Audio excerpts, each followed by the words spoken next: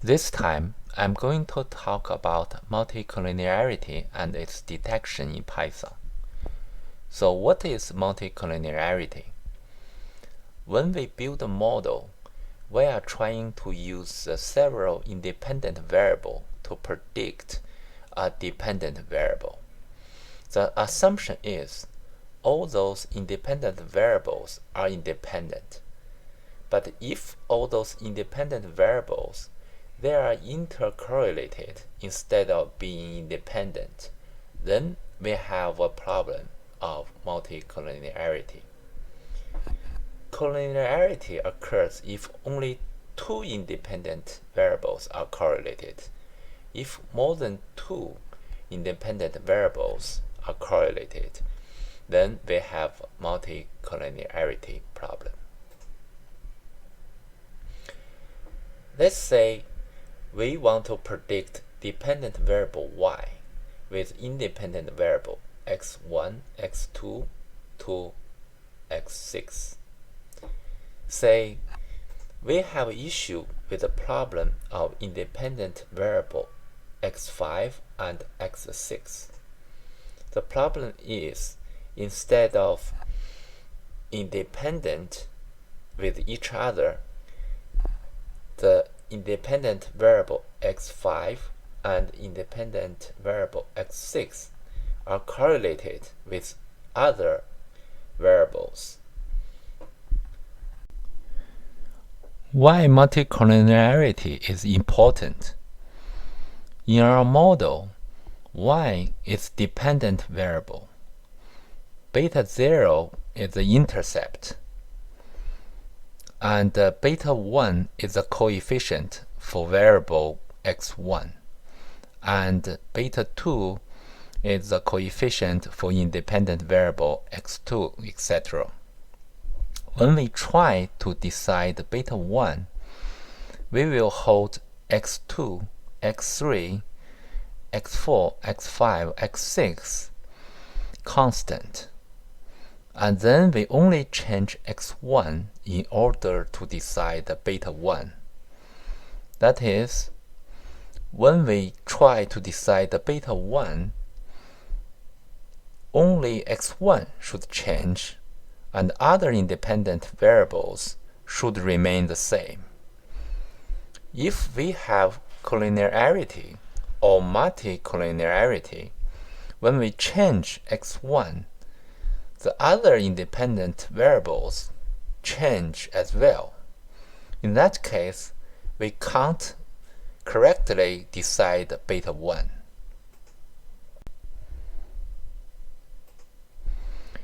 As a result, even the R² we can get is large, but none of the individual beta weights are significant. And also it might produce bizarre beta weight estimates. If we remove or add one predictor variables, it will result in enormous changes to the model. In the worst case scenario, analysis will not work. In this video, I'm going to build a GDP model with the following independent variables: debt to GDP ratio, and S&P 500 index, and federal funds rate, unemployment rate, inflation rate, consumer credit outstanding. The data I'm going to use is the quarterly data from April 1966 to April 2019. Let's check out the data I used in this model. GDP is our dependent variable we are trying to predict. All those 6 data are independent variable. I downloaded the data from the internet. Because they are public data, it's not hard to find them and download them. And it starts from April 1966 and ends in April 2019. First, I will load the data with Python, and let's check out what we got here.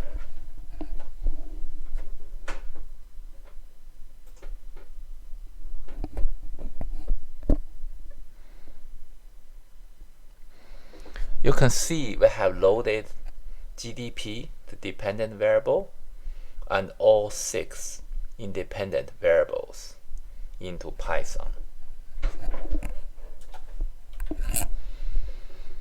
And then let's check out the correlation matrix.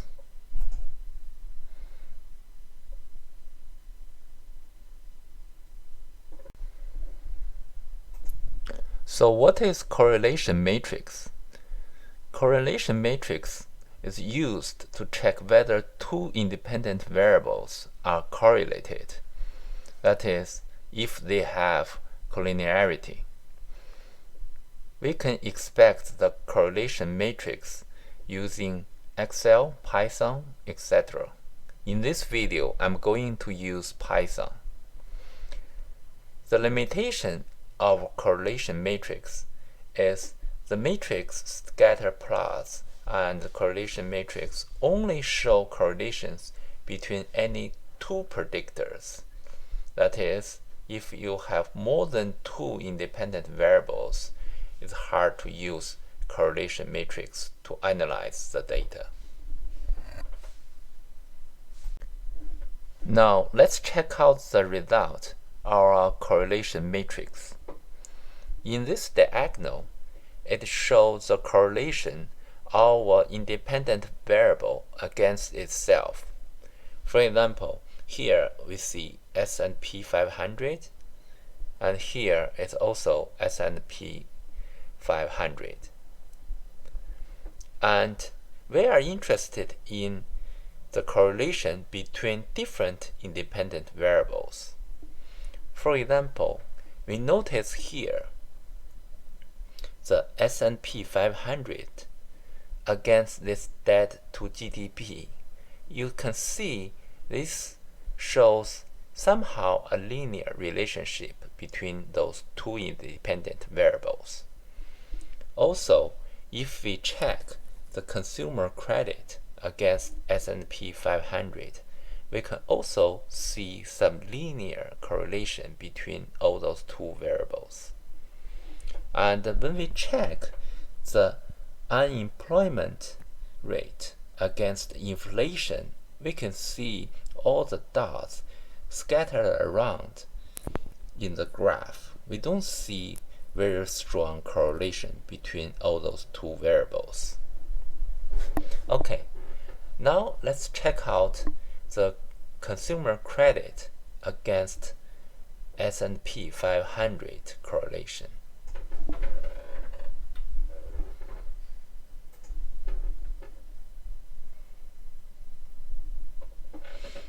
You can see the S&P 500 and consumer credit has very strong linear relationship.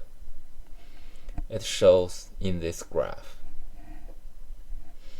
How about the unemployment rate and inflation?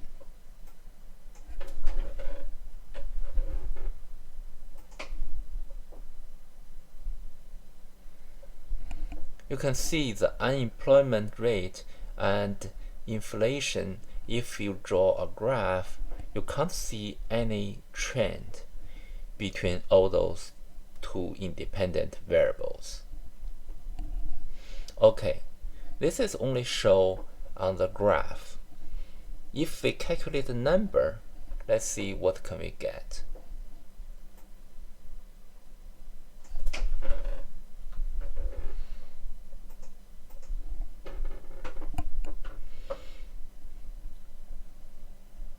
Above this line, it shows the consumer credit against S&P 500. The correlation is 0.96. So there are very strong correlation between consumer credit and S&P 500. And when we calculate correlation between unemployment rate against inflation, the correlation is 0.11. So very weak correlation between unemployment rate and inflation. And if you check the p-value and the p-value of consumer credit against S&P 500, it's very small. And but for the unemployment rate and inflation, the p-value is 0.095. So this shows the consumer credit and S&P 500 has very strong correlation. How about we draw a correlation heat map to check all the independent variables?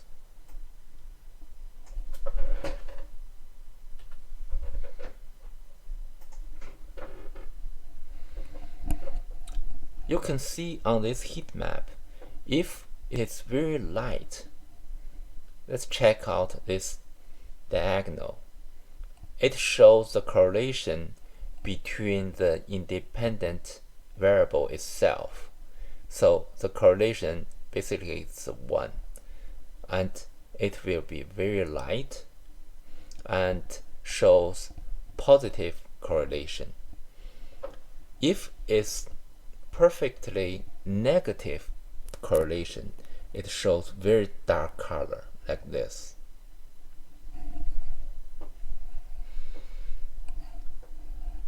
As we said at the beginning of this talk, we don't want all those independent variables have very strong correlation with each other.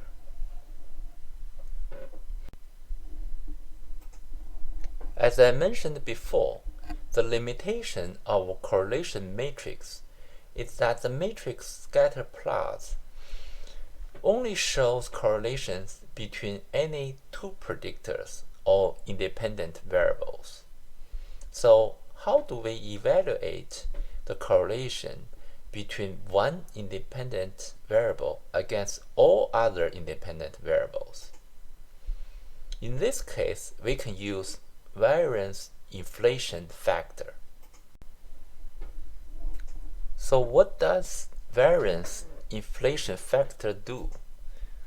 The variance inflation factor measures the extent that the regression coefficient's variance is inflated due to correlations among the set of predictors. That is, if we have 6 independent variables, when we calculate the variance inflation factor for x1, that means we consider the correlation between x1 against all other independent variables. Not like the correlation matrix, we only consider between two independent variables. The calculation is we calculate R squares, and this R squares explains how much this independent variable can be explained by remaining independent variables. And then we will get variance inflation vector by this formula. That is 1 divided by 1 minus R squared. If this variance inflation factor is greater than 10, and then we will consider there is an issue with multicollinearity.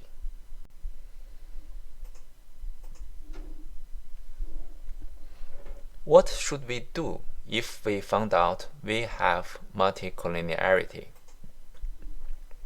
First, we need to check to see if there are duplicate variables. That is, if we made a mistake and include certain independent variables twice. And then we can remove a redundant variable. Or we can aggregate similar variables. Now let's calculate variance inflation factor with Python.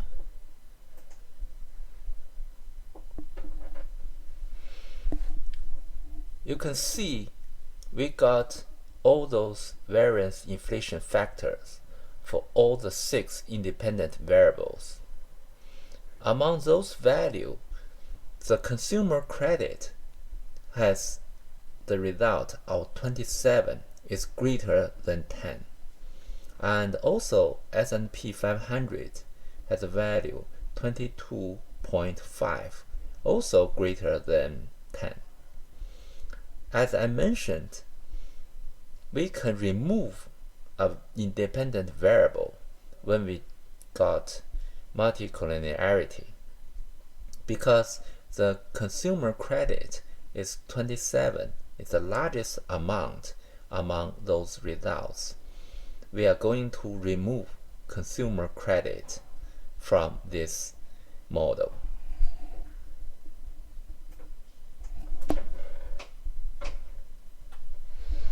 After I remove this consumer credit variable, I recalculated the variance inflation factor.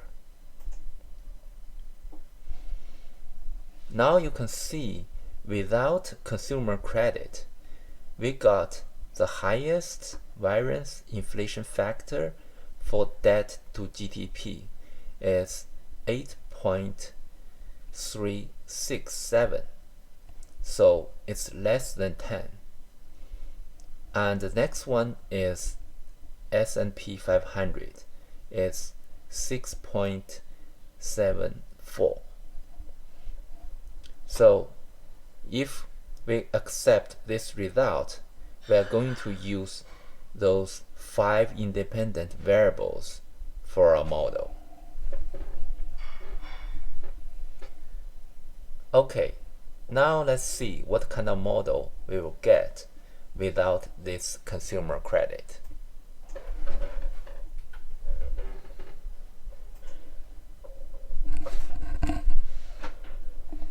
So we will have intercept this amount with all the following coefficients for those 5 independent variables.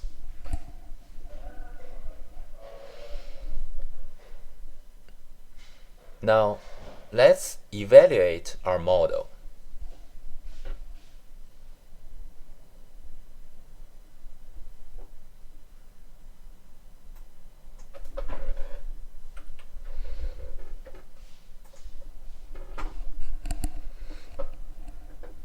You can see this is the regression results of our model. The R squared is 0.96.2. The adjusted R squared is 0.961. That means with our model, about 96% of the result can be explained.